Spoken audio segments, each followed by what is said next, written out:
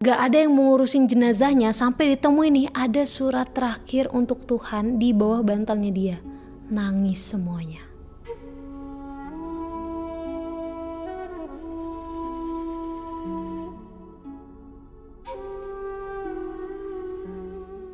Halo semuanya, sebelumnya marhaban ya Ramadan ya guys. Semangat puasanya semuanya.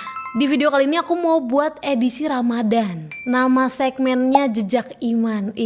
Cakep ya. Di Jejak Iman kali ini aku mau bawain cerita tentang Abu Nawas. Kalau denger nama Abu Nawas tuh biasanya kita keinget tuh kisah rakyat yang lucu-lucu. Kayak yang paling aku inget ini tuh nipu raja, masukin domba ke dalam rumah biar rumah itu berasa lega. Terus cerita yang ngajarin keledai baca. Yang itu tuh inget banget, aku lucu banget itu. Walaupun ceritanya tuh lucu-lucu, tapi di ending ini selalu ada pesan moral. Tapi di video kali ini aku bukan mau bawain cerita Abu Nawas yang lucu-lucu itu, tapi lebih dalam lagi. Tapi sebelum aku masuk ke ceritanya, aku mau nyampein dulu nih. Kalau dari beberapa buku dan sumber sejarah dan sastra cerita tentang Abu Nawas, ini punya beberapa versi. Ada riwayat yang kuat secara akademik, ada juga yang berkembang jadi cerita rakyat dan legenda di beberapa wilayah. Tapi di video ini, aku coba nyampein kisahnya berdasarkan sumber yang paling banyak dirujuk. Tapi ya nggak menutup kemungkinan juga nih kalau bakal ada perbedaan sudut pandang, detail, atau penafsiran. Jadi kalau ada kekeliruan atau perbedaan, boleh banget buat kalian nambahin informasinya atau perbedaannya itu disampaikan secara baik-baik dan cantik-cantik, santun, adem di kolom komentar yang ada di bawah kawan-kawan semuanya. Belajar bareng, saling melengkapi, dan saling mengingatkan dalam hal baik. Love you all. Belum apa-apa udah aus ini. Sabar. Oke, kita langsung aja masuk ke ceritanya. Jangan gitu. Kita langsung masuk aja ke ceritanya.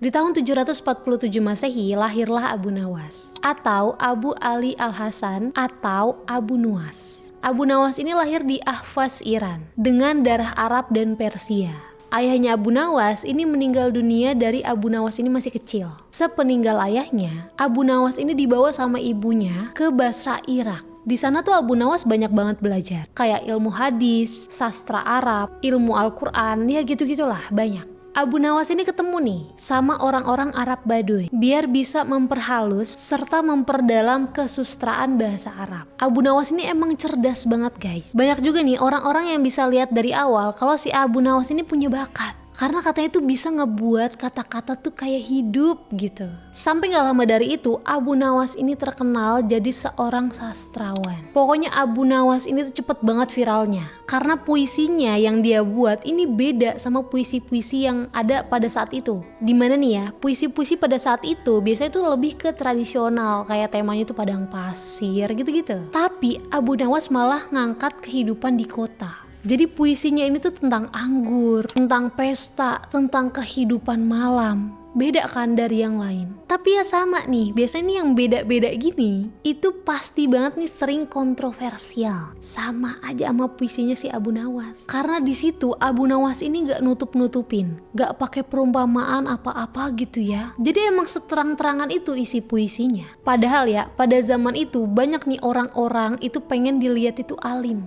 suci cenah gitu ya. Tapi Abu Nawas ini beda. Tapi Abu Nawas ini beda. Ya pokoknya inilah aku dengan ketidaksempurnaanku gitu. Pokoknya pas itu tuh emang mencolok banget nih kebarbarannya Abu Nawas.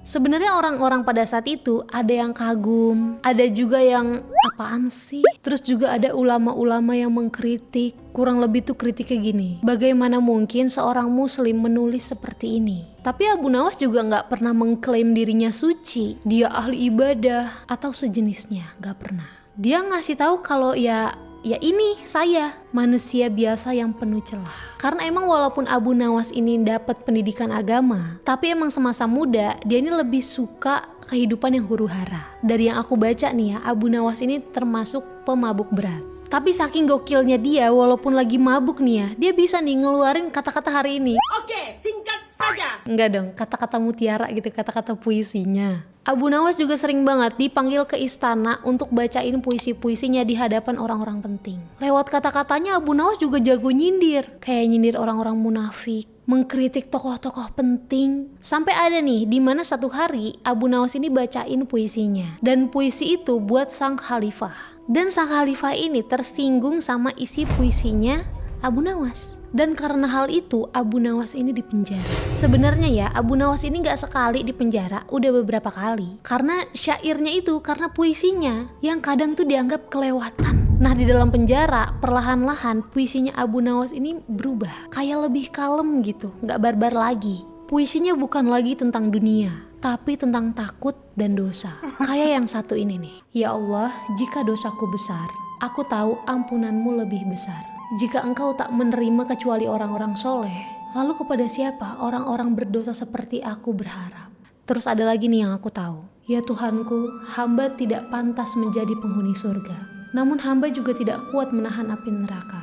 Maka berilah aku taubat dan ampunilah dosaku. Sesungguhnya engkau maha pengampun dosa yang besar.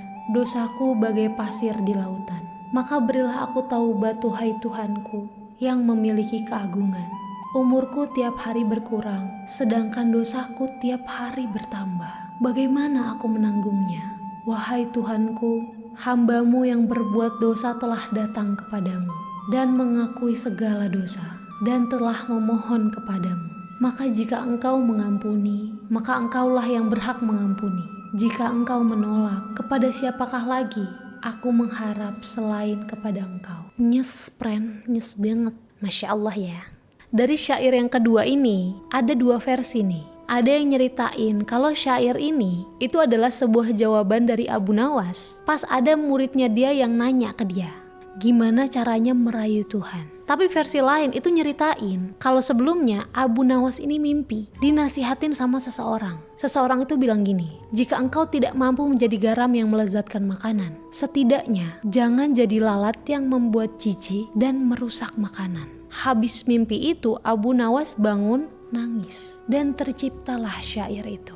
Wallahualam. Tahun 814 Masehi di Baghdad Abu Nawas wafat. Nah ada cerita menarik nih di sini. Tapi sebenarnya aku ini gak nemuin nih catatan sejarah jelasnya. Tapi aku pernah dengar soal cerita yang satu ini. Dan menurut aku menarik, aku pengen nyampein ke kalian. Waktu Abu Nawas ini wafat, katanya warga itu enggan untuk mengurus jenazahnya. Karena mereka ini mikirnya ngapain nyolatin pemabuk. Bahkan katanya Imam Syafi'i aja ragu untuk datang. Karena saat itu emang di mata orang Abu Nawas ya kayak gitu ya. Tapi Allah punya caranya sendiri.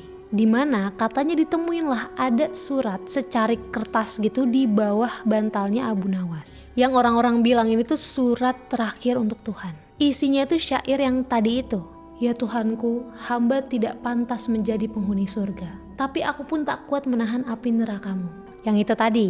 Nah surat itu dibacalah sama Imam Syafi'i dan beliau menangis. Di situ Imam Syafi'i langsung memimpin sholat jenazah buat Abu Nawas. Tapi ada yang bilang juga kalau saat itu jenazahnya Abu Nawas ini udah dimakamin. Dan Imam Syafi'i yang baca itu langsung ke makamnya Abu Nawas untuk mendoakan. Gitu guys. Ada juga sih sebenarnya yang nyeritain kalau Abu Nawas ini emang sengaja ngeliatin keburukannya. Katanya itu tuh emang sengaja buat topeng biar dia gak dipuji sama manusia. Karena dia takut kena penyakit hati. Kayak ria gitu-gitulah. Biar ya gak apa-apalah dihina sama penduduk bumi. Yang penting dicintai sama penduduk langit. Masya Allah. Dan puisinya yang tentang anggur ini itu katanya metafora aja. Jadi bukan mabuk yang teler gitu bukan. Tapi lebih ke mabuk kepayang kepada Tuhan gitu. Wallahualam, Masya Allah keren banget. Terlepas dari itu, bagaimanapun hidup Abu Nawas yang dulu, waktu akhir hayatnya, dia bertaubat dan ingat sama Tuhannya. Masya Allah. Dari cerita Abu Nawas ini banyak banget yang bisa kita ambil. Salah satunya jangan menilai orang dari luarnya aja. Dari apa yang dia tunjukin doang. Apalagi dengar kata orang. Karena kita gak tahu sedalam apa taubatnya. Sekuat apa doanya menembus langit. Sedekat apa dia sama Tuhannya. Dan mungkin hal baik apa yang dia sengaja tutupi. Dan pesan yang kedua yang bisa kita ambil, bukan siapa yang salah, tapi siapa yang berani untuk kembali.